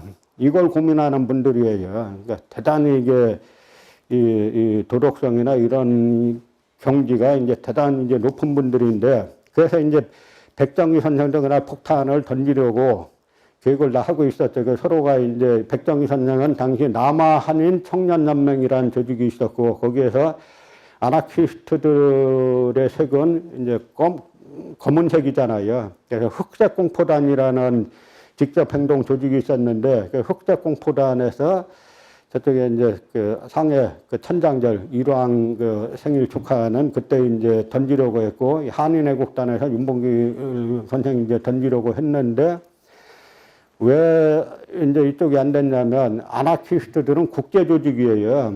그래서 당시에 중국인 아나키스트 왕아초라는 인물이 있는데 이제 이 인물이 그 아마 그날 상당히 이 검문을 철저하게 할 거다. 근데 내가 출입증을 얻어다 주겠다라고 해서 그 출입증 오기를 기다리고 있었던 거죠. 근데 이제 백범 선생 한인애국단은 출입증 같은 거 소용없고 그냥 가다가 거기서 막으면 거기에 폭탄 던지고 이제 이런 식으로 해서 가봤더니 이제 검문을 안 해가지고 윤봉길 의사가 던졌다는 얘기를 듣고 이제 구파 선생이 상당히 나중에 탄식했다고 하는 건데요.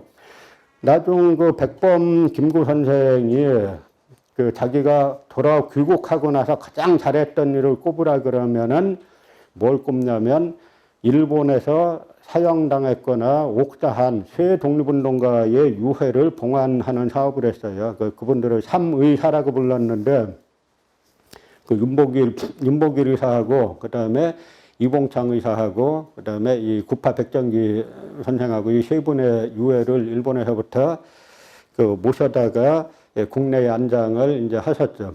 근데 이제 제가 윤복일 의사 그 암장됐던 일본 그쪽을 한번 찾아가 봤어요. 찾아가 봤더니 왜 거기다 묻었냐면 고기만 찾아가 보면 안 되고 그 위에 조금 더 올라가 보면 거대한 탑들이 몇 개 있는데 그 탑들이 뭐냐면 일본이 해외 침략 전쟁에서 죽은 군인들을 기리는 거대한 탑들을 세워놨어요.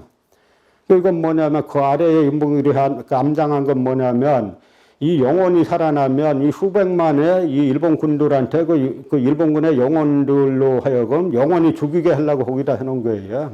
그래서 그걸 갖다가 그 해방 이후에 어렵게 찾아가지고 그 세 분, 그 윤봉길, 이봉창, 백정기 이 세 분의 유해를 부산으로 가져왔고 그래서 백범 선생이 직접 부산까지 내려가가지고 특별열차 해방자호를 타고 이렇게 쭉 이제 서울에 모셨다가 지금 저 효창공원에 있게 된 거죠. 모시게 된 거죠. 효창공원에 가보면 안중근 의사 가묘도 하나 있는데 그건 안중근 의사 유해를 찾으면은 여기로 모시겠다라고 해가지고 가묘를 하나 이제 만들어 놓은 겁니다.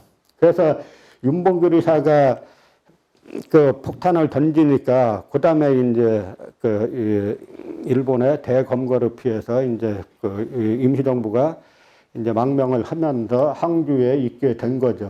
그래서 이제 아무도 못 보고 이시영 선생의 이제 아들 집에서 이제 세상을 떠난 거죠. 그래서 그런데 장례식은 아는 사람들의 도움으로 무사히 지난 21일에 상해홍교 공동묘지에 안장하였다고 한다. 유경의 헌신 씨는 조동중신 유성 씨의 타자로 후에 가오실 대신 이유원 씨에게 입계하였었다. 우르년에는 문과 급제하여 한림 성지까지 지냈으나 가보년에 조선의 풍운이 바야흐로 험악하게 되자 관계에서 은퇴하였었다. 경술년 11월에는 가산을 전부 매각하여 가지고 전가족과 같이 만주 유아연 추가가로 이사하였는데 그곳에서는 이동영 씨 등과 같이 신흥강습조를 설립하여 정산년까지 제만동포의 유경사업에 진력하였었다. 그 후 유경사업에 실패하고 무진년에 상해로 유고한 후 금일에 이르렀다고 한다. 라고 해서 저 당시 사망기사가 동아일보에도 이렇게 나왔는데 우리는 1991년에야 겨우 서운을 하면서 그것도 4등급인 애국장으로 이 봉해 놓은 거지 않습니까? 저 등급 조정을 다시 해야 돼요, 저 부분도. 그래서 이제 차후 85년 만에 제가 이제 이건 그 신문을 찾아보니까 남양주시에서 역사체험관 이름을 이석영 광장으로 하고, 그 다음에 2019년 9월 11일 날 그 이렇게 시장님이 발표하셨다니 날짜가 맞죠? 제가 신문 찾아보니까 이렇게 돼 있던데, 그래서 또 이제 우당 유해영 선생 교육문화재단에서 그래서 작년에 처음으로 영석상과 우당상을 제정을 했어요. 그래서 이제 영석상은 풀무원에 줬고, 그 다음에 우당상은 성공회 이제 김성주 주교에게 유래를 했는데, 사실 이 부분은 이제 그 이석영 선생은 자손도 없는 분이에요. 그래서 이 부분을 갖다가 우리가 이제 어떻게 할지를 고민해야 되는데, 이석영 선생은 사실 이제 한국의 노블레스 오블리주의 표상으로 지금 받들어야 될 분이에요. 우리나라 집회인물 다 고쳐야 돼요. 보세요, 한번. 우리나라 집회인물 보면 누구 있어요? 1,000원짜리 누가 있어요? 수십 년 써왔는데 1,000원짜리 누구냐 하면 선뜻 퇴계 유황 선생이죠. 5,000원짜리는 누가 있어요? 일곡이죠. 10,000원짜리는 세종대왕이고 50,000원짜리는 그럼 지금이 조선시대냐 이거예요. 지금 조선시대예요. 그래서 예를 들어서 우리가 요즘같이 해외 많이 다닐 때 외국 사람들 이렇게 해서 외국 사람들이 1,000원짜리 보고 이분 누구냐 그러면 뭐라고 할 거예요? 초콜릿 학자다. 5,000원짜리 이분은 누구냐? 아, 이분도 학자다. 무슨 학자나? 성리학자다. 주자학자다. 너 이 나라 지금 성리학이 국시냐? 아니에요. 근데 왜 이분들이냐? 이 5만 원권 이분은 누구냐? 그럼 뭐라 그럴 거예요? 휘즈 마더 그래야죠. 이 사람의 어머니다. 제가 한국은행 가서 한번 강연을 했어요. 여러분들 5만 원권 만들 때 학자료 용역 줬죠? 용역 주면 이렇게 나와요. 왜냐? 휘즈 마더기 때문에 한 거예요. 아까 인조반정 일으킨 사람들이 뭐라 그랬어요? 그 율곡이의 제자 들으라 그랬죠? 제가 율곡 선생을 비판하는 거 아니에요. 율곡 선생은 훌륭한 점이 많은 분이에요. 이분은 자기가 그 국방부 병조판설이 있을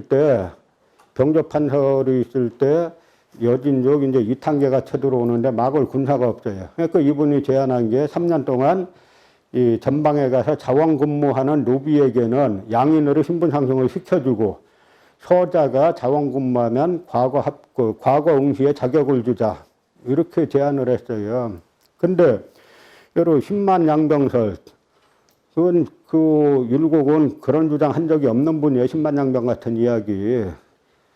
양병을 반대하는 이야기 많이 했어요. 제가 이분을 비판하는 게 아니라 이분 주장은 당시 민생이 도탄에 빠졌는데 예산국회가 열렸다라고 치면은 예산을 복지에 더 많이 써야 된다. 군사비가 아니라 이렇게 주장한 분이에요. 그런데 정작 이분이 그러니까 군사 늘릴 돈이 없잖아요. 국방비는 원래 많이 들지 않습니까? 그러니까 돈 안 들이고 군사 늘릴 수 있는 방법으로 신분제를 좀 약간 완화시키는 그런 제도를 내놨는데 그걸 반대하는 사람들이 저 율곡 자기 자식 저거 과거 급대시키려고 저런 법안 지금 제출했다. 뭐냐면 율곡이 서자만 있고 적자가 없어요. 그래서 결국은 이제 무산됐는데 나중에 10만 양병설이란 건 어디 기록에 나와야 되잖아요. 그 경연에서 했다는 건데 율곡이가 속담일기라는 경연일기를 남겨요. 경연은 인군과 신하가 정책 토론하는 자리지 않습니까? 그럼 거기에 참석한 신하들은 제가 다 써야 돼요. 오늘은 만나서 뭘 했고 하는 걸 다 이제 기록을 했다가 나중에 실록 편찬할 때가 되면 다 제출을 해야 됩니다. 왕하고 직접 대화를 나눈 사람들은. 그럼 거기에 있어야 되는데 거기도 한마디도 없어요.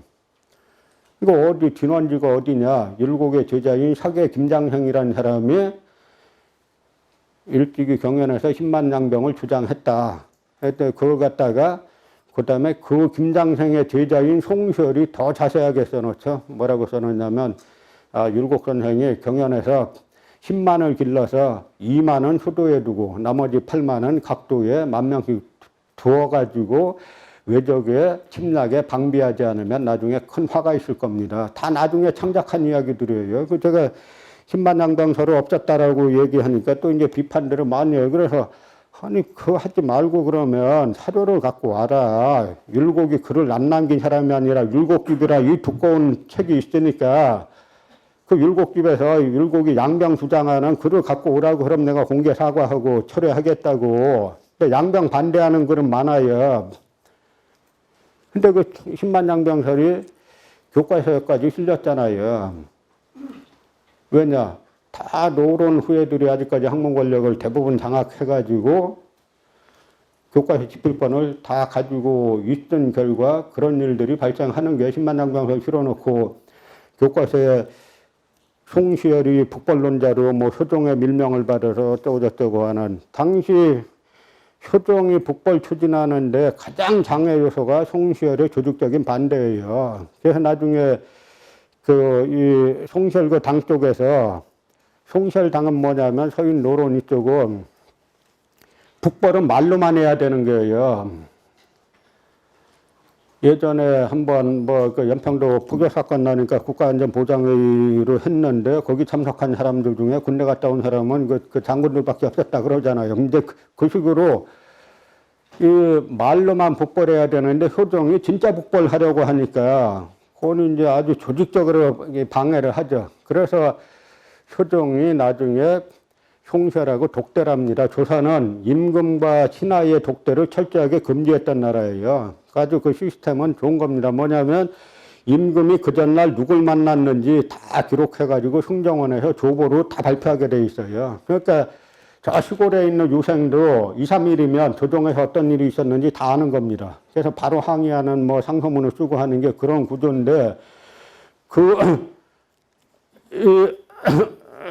송설이 조직적으로 이걸 막 방해를 하죠. 그러니까 이제 이 효종이 송설과 독대를 결심하는데 조선에서 유명한 독대는 딱 두 번 있어요.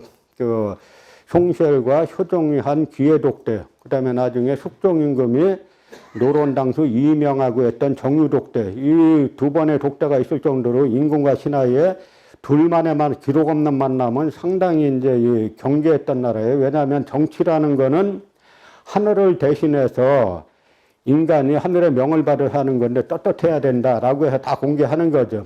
근데 여기에 보면 송설이 자기가 기록을 남겼는데 그 기록에도 보면은 송설은 계속 북벌에 딴지거는 이야기들을 하는 거예요. 뭐 수신형과 몸을 낳고 집안을 뭐 가지런히 하고 뭐 이런 얘기하니까 효종이 아, 수신형과 좋은데 그거 해갖고 북벌이 되느냐.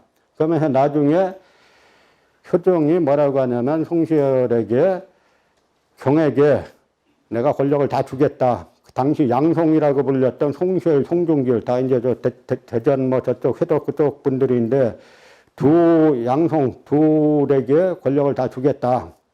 대신 조건이 있다. 북벌해라. 북벌 안 하려면 권력 내놓고 나가라. 이렇게 통보한 거예요. 그 독대에서. 그러니까 이제 송설이 급해져가지고 당시에 영의정했던 정태화란 분을 찾아갑니다. 그 정태화 그분 아들이 남긴 또 글에 나와요. 하루는 그 송설이 찾아와가지고 자기 아버지 정태화에게 북벌하자 그러니까 이 정태화가 아, 나는 대감이 북벌의 기치를 높이 들고 올라가는 걸 보는 게 아주 소원입니다. 저도 같이 하고 싶지만 제가 요즘 몸이 안 좋아서 같이 못하는 게 참 아쉽습니다. 그러니까 나중에 송설이 실망해서 간 다음에 그 아들이 아버님 무슨 북벌 이야기 하십니까 하니까 정태화가 뭐라 그랬냐면 우암이 날 찾아온 건 송설이 날 찾아온 건 내 입에서 북벌 찬성한다는 말 한마디만 나오면 나에게 모든 거 뒤집어 씌우고 자기는 빠져나가려고 찾아온 거다. 그래서 나는 놈 위에 기는 놈 있다고 내가 그래서 송설에게 역으로 떠넘긴 거다. 그러게 다 나오는 이야기들이에요. 그래서 독대를 한 지 한 달 반 만에 효종이 또 갑자기 세상을 떠나요. 그래서 제가 이 조선왕 독달 사건이라는 책을 썼잖아요. 그 책이 단순히 흥미위주 책이 아니고 조선 전기에는 휴양대군의 쿠데타 이후 여기 사릉 정순하고 이 릉인 사릉대 남양주에 있잖아요. 그 이후 그 다음에 후기에는 인조반정 이후에 임금이 특히 인조반정 이후에는 조선은 군약신강이에요. 임금은 약하고 신하는 강한 나라인데 이 권한이 약한 임금이 당시 서인이나 노론에 맞서서 뭐를 하나 해보려고 하다가 쭉 충돌 향해서 달려가다가 충돌 직전에 왕이나 세자가 딱 죽어주는 사건이 반복되는 거예요. 효연 세자가 이영만리 타국에서 9년 동안 잘 건강하게 살고 돌아와서 2달 만에 죽죠. 효종이 송설과 독대한 지 한 달 반 만에 갑자기 죽죠. 효종의 아들 현종이 정권을 갖다가 서인에서 남인 허적으로 바꾸는 와중에 또 갑자기 병에 걸려 죽죠. 그 다음에 또 누구 있어요? 경종. 경종은 뭐 100% 독살당했고, 그 다음에 정조가 또 그렇게 나중에 이제 정권을 갖다 갈아치우겠다라고 시사했다가 또 갑자기 죽죠. 그 다음에 순조의 세자, 효명세자가 또 이제 이 노론 권력을 손 좀 보려고 하다가 또 갑자기 죽죠. 이게 계속 반복되는 거예요. 그래서 이제 군약신강이란 말이 나왔는데 군약신강이란 말은 제가 만든 말이 아니라 청나라 임금이 한 말이에요. 왕이 죽었으니까 현종이 죽었으니까 신하가 사신이 청나라 가가지고 보고를 하니까 청나라 임금이 또 죽었냐 이거예요. 몇 살이냐 요번엔. 예, 뭐 30 몇 살입니다. 전 임금은 몇 살에 죽었냐. 예, 40에 죽었습니다. 그러니까 이 청나라 임금이 너희 나라는 임금이 약하고 신하들이 강해서 임금들이 고생이 많다 이렇게 말했으면은 별거 아닌 말인데 백성들이 고생이 많다. 너희 나라는 임금이 약하고 신하들이 강해서 이 백성들이 참 고생이 많다. 그게 그 말 한마디를 보면은 역사 갈 때는 이 만주족이 한족보다 숫자가 200분의 1밖에 안 돼요. 그 적은 숫자 가지고 200년 이상 이 청나라가 중원을 통치한 비결이 그 한마디에 들어있는 겁니다.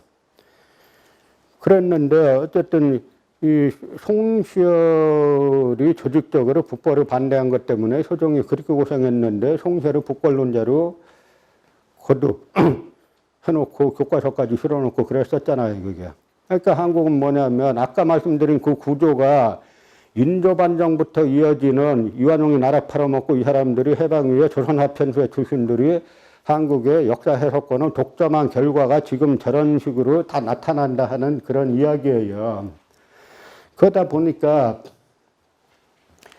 예를 들어서 이제 이석영 선생을 한국의 노블레스 오블리주로 이분은 조금만 여기 이제 남양주 정도 덩치가 되는 시점에서 좀 조직적으로 나서면 저분을 지금 우리나라 천민자본주의란 비판을 많이 하잖아요. 물론 한국이 뭐 그 급속도로 성장하는 와중에 뭐 이런저런 사건들이 있었는데 이제는 이제 이 정도 하면은 거기에 정신이 있어야 되는데 이 미국이란 나라가 그렇게 문제가 많아 보이는데도 저 나름의 시스템이 저렇게 이제 작동하는 원인은 미국식 자본주의에는 막스 베버의 청교도 정신이 일부가 들어와 있어요. 막스 베버가 한 이야기가 뭐냐면 막스 베버가 프로테스탄티즘의 윤리와 자본주의 정신 해가지고 개인이 돈을 버는 것 이것도 하나님의 그 소명에 들어간다라고 이야기를 한 거예요. 그래서 이제 자본주의를 기독교 이론으로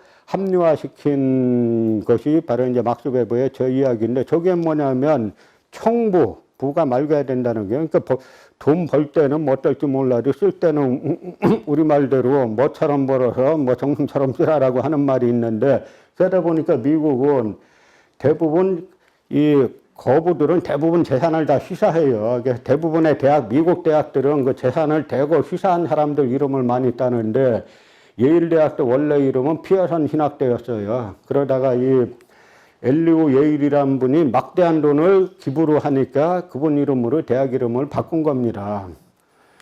그 다음에 록펠러가 미국 세계 역사상 제일 부자였던 사람이에요. 그러니까 미국 뭐 석유 산업을 다 장악하고 있었고 한 분이라 기록 그 조사를 지금 뭐 빌 게이츠하고 누가 부자인가 궁금하시죠?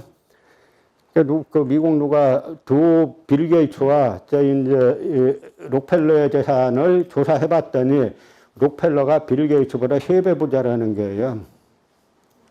근데 록펠러가 엄청난 돈을 들여가지고 시카고 대학에 3천만 달러를 냈고 그 위에 3억 5천만 달러를 기부했는데 저 돈들은 저 당시 달러인데 지금으로 치면 뭐 100조 이상 되는 돈이에요. 100조, 200조씩 되는 돈들이에요. 그렇게 기부해가지고 시카고 대학이 이제 세계적인 그 대학이 됐고, 그 다음에 록펠러 재단이 그래서 있고, 카네기도 2억 6천만 달러의 돈을 내가지고 기부해가지고 그런 활동을 하고 있고, 포드 재단도 5억 달러. 이 돈들이 지금으로 치면 다 100조 이상씩 되는 그런 어마어마한 돈들을 갖다가 다 사회에 기부한 겁니다. 그런데 외국 사람들이 이석영 선생 같은 이야기를 들으면 외국인들은 진짜 놀라요. 이건 그냥 재산 그 시사한 정도가 아니라 재산 다 시사하고 목숨까지 다 바쳤잖아요.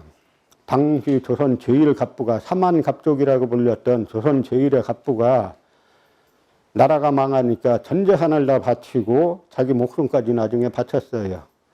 그런데 우리나라는 기껏 한다는 게 1991년도 들어서야 포상을 하면서도 4등급으로 포상하고 이래서 되겠냐 하는 이야기죠. 저분은 후손도 없기 때문에 결국 저분이 이제 비빌 언덕은 남양주에서 좀 해야 돼요. 시장도 계시고 하신데 자손이 누가 있어가지고 저기라고 뭐 해야 되는 내가 그걸 지금 자손이 없으니까 이분이 전재산의 대부분이 남양주에 있던 걸 갖다가 시사했기 때문에 이 다산 정약용 선생도 아주 훌륭한 분이지만 이성영 선생은 사실은 잘 안 알려져서 그렇지 이성영 선생이야말로 알려지면은 조직적으로 집회에 이제 이석영 선생, 이수영 선생, 유해영 이런 분들을 집회에 넣어야 자연히 교육이 되는 거예요. 5만 원권에 이런 분들 들어가 있으면은 뭡니까? 아빠 이분이 누구예요? 아 이분은 당시 나라 최고 부자였는데 나라 망하니까 전 재산을 바쳐가지고 만주 독립운동하러 가서 신흥관학교를 설립하고 그럼 이 돈을 통해서 그 어린아이들이 자연히 역사교육도 되고 독립운동사 교육도 되는 거지 않겠습니까?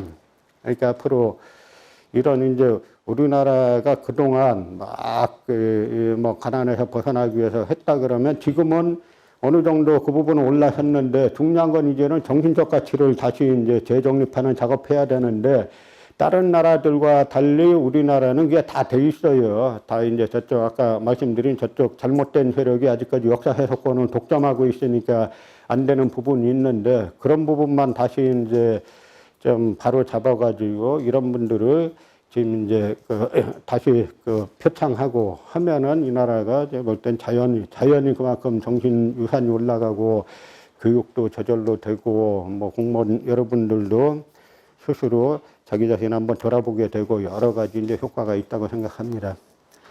시간 조금 남았는데 한두 번 질문 이렇게 받을게요. 예, 그러면 예, 저희는 이제 끝내셨으면 질문 혹시 하실 분 있으시면 한 10분 정도 질의응답 시간 갖겠습니다. 항상 우리는 질문하라 그러면 내가 질문이 틀렸으면 어떡하지 이런 생각을 하죠. 원래 인문학의 정답은 없는 게 근사치 서로 저는 이런 생각 이야기하고 하는 거죠. 오늘 말씀드린 내용도 좋고 아니면 평소 역사에 이제 궁금하셨던 부분도 좋고 아무거나 그냥 질문하세요. 시간 한 5분 남았는데. 일단 강의 너무 좋았고요. 예. 선생님 근데 이렇게 그 잘못된 역사들이 바뀌지 않고 그 잘못된 지금도 그 주류 세력으로 있는 그런 것들이 바뀌려면 어떤 것들이 좀 필요할지 개인적으로 어떻게 생각하고 계신지 그런 게 바뀌지 않는다면 앞으로도 계속 이런 희망이 없지 않을까 그런 생각이 들어서 질문 드려보겠습니다. 이런 독립운동가들의 역사관으로 최소한 역사학과 사학과는 이분들의 역사를 가르쳐야 되는데 한국 이런 나라에 예를 들어서 예전에 지지난 정권에서 한국학중앙연구원에 한국학진흥사업단이라고 있어요. 그거 1년 국가 예산 한 300억 이상 쓰는 데인데 그 사업단장 했던 사람이 교수죠. 공개학술대회 석장에서 뭐라 그랬냐면 단재신초는 세 자로 말하면 또라이고 네 자로 말하면 정신병자다. 그렇게 말하는 거고 학자들 듣고 아무 항의한 사람 한 명도 없었어요. 그러니까 이제 그 사람들 항상 그리고 총론으로 식민사가 극복했다 그러고 강론 들어가 보면 항상 똑같은 이제 총독부 역사관 반복하는 건데 그래서 이제 그런 부분들을 어쨌든 교육 시스템 잘못된 부분들을 좀 고쳐야 되고 그다음에는 이제는 여러분들 한 분 한 분이 옛날하고 달리 한 개인이 다중을 상대로 이제 할 수 있는 세상이 됐잖아요. 오늘 이제 지금 찍고 있는 게 저도 이제 그래서 많은 분들이 좀 알려야 되겠다라고 이 역사를 좀 알려야 되겠다라고 해서 저희가 한 2, 3주 전에 이덕일 역사 TV라는 유튜브를 개국을 했어요. 그러니까 거의 뭐 하루에 한 번이나 이틀에 한 번씩 새로운 사실들을 계속 알리고 있으니까 여러분들이 그런데 이덕일 역사 TV 같은 데 들어오셔가지고 여러분이 역사 공부가 되셔야 돼요. 그래서 이것들이 쭉 많은 분들이 이 역사가 대한민국이 가져야 할 정신 역사다라는 걸 많은 분들이 인지하게 되면 그 다음에 이제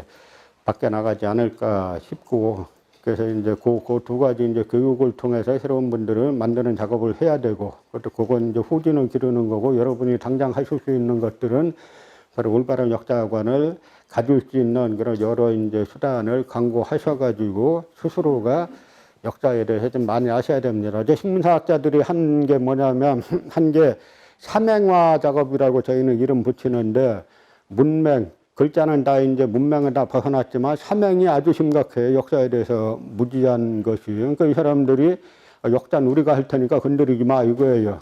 그래서 그래 놓고 나서 우리가 할 테니까 건드리지 마 하면서 우리가 한 역사관은 그대로 총독부 역사관을 아주 반복하는, 이 분야는 대한민국에서 유일하게 보수 진보도 없어요. 그 다음에 이 사람들 둘러싼 언론 카르텔이 또 상당히 이제 심각한데, 그러다 보니까 한국 언론이 불신받는 핵심 이유가 제가 볼 때 역사관이라 잘못돼서 그래요. 그 역사관만 바로 서면은 어떤 사회 현상 다 훤히 보이는 겁니다. 그러니까 그런 작업들을 같이 이제 해 주시길 바랍니다. 교수님이 그 연구소에 그 많은 그 책과 고서도 있지 않습니까? 보고에 너무 거기 사장돼서 아까운 측면이 좀 있는데요. 남양주에 그 정약용 도서관이라고 생길 겁니다. 거기에 좀 이렇게 같이 해가지고 그 선생님 그 가지고 계신 고서도 있지 않습니까? 그걸 같이 좀 공유할 수 있는 그런 의향이 없으십니까? 또 한 가지는 저희 또 정약용 도서관이 선생님께서도 정약용 강의도 책도 많이 쓰시고 또 조선 왕에 대한 그 책도 많이 쓰셨는데 저희 남양주가 부구시지 않습니까? 그래서 방금 말씀하셨듯이 올바른 역사학원 확립을 위해서 저희 남양주 정약용 도서관에서 매주마다 한 번씩 역사 교실을 이렇게 강의를 해주실 그런 어떤 의향이 없으신지 한번 여쭈고 싶습니다. 이런저런 이제 조건들이 좀 맞아야 되겠죠. 그리고 강의는 사실 이제 뭐냐면 그 사실 이제 정약용 선생님은 많이 알려졌고, 이제 뭐 정약용 강의도 좋고 사실은 이석영 강의도 좋고 그런 뭐 여러 것들 하는 것들은 필요하죠. 그래서 단지 그런 것들을 하게 되면은 사실은 남양주에서 하지만 남양주를 뛰어넘어서 전국적인 거를 이제 뭐 명성이라 그럴까 그런 걸 가질 수 있는 부분들이 많이 있어. 역사관은 상당히 폭발력이 있습니다. 이 역사 이쪽 이런 것들을 한번 역사관이 한번 이렇게 바뀌면은 올바른 역사관을 갖게 되면은 거기서 나타나는 변화들이 여럿이 있죠.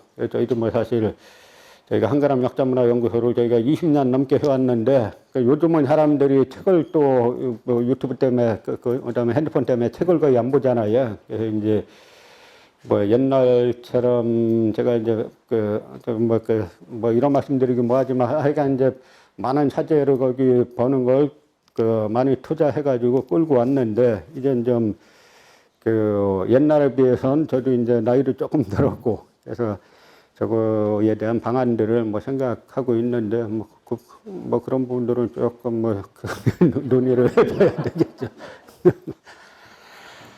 죄송합니다. 한 사회가 국가와 민족을 위해서 헌신하신 분들에 대해서 추억하고 기억하는 것은 우리 공직자의 책무라고 생각을 합니다. 그래서 저희가 지금까지 좀 대한민국 공무원으로서 또 남양주 공직자로서 좀 부끄럽다는 생각이 들었습니다. 지금 강의를 듣고. 그런데 저희가 지금 현재 몸부림치는 절규를 하고 있는데, 이승영 광장과 이석영 뉴미디어 도서관을 지금 현재 제가 개관을 하고 있습니다. 그래서 이제 말씀하신 것처럼 저희가 이제 그동안에 좀 부족했던 부분을 저희가 좀 미흡하지만 그런 나감비에서 민선 실기를 들어서 이렇게 정의영 선생님과 함께 이승영 선생님에 대해서 재조명을 하고 계시다는 말씀을 드리고요. 아까 우리 질문하신 분께서 정의영 도서관을 말씀하시는데, 이석영 미디어 도서관 화도 가공의 출신이라 그래서 그 부분에 대해서 제가 개관을 준비해 있고요. 아까 이제 강의하신 내용 중에서 기회에서 그 화도 가공주시라는 게 나온다는 것을 제가 오늘 듣고 화도옥에서 그 유적에 대한 부분에 대해서 한 부분 안에 대해서 대단히 감사한 말씀드리겠습니다. 고맙습니다. 남북한 이야기를 이렇게 하잖아요. 근데 이제 옛날부터 제가 많이 들은 얘기가 예를 들어서 지지난 정권에 어떤 사람이 저한테 상당히 영향력이 있는 분인데, 북한 곧 망한다는 게, 내가 그런 잘못된 생각 가지고 국가 정책 짜지 말라고, 북한 안 망한다고.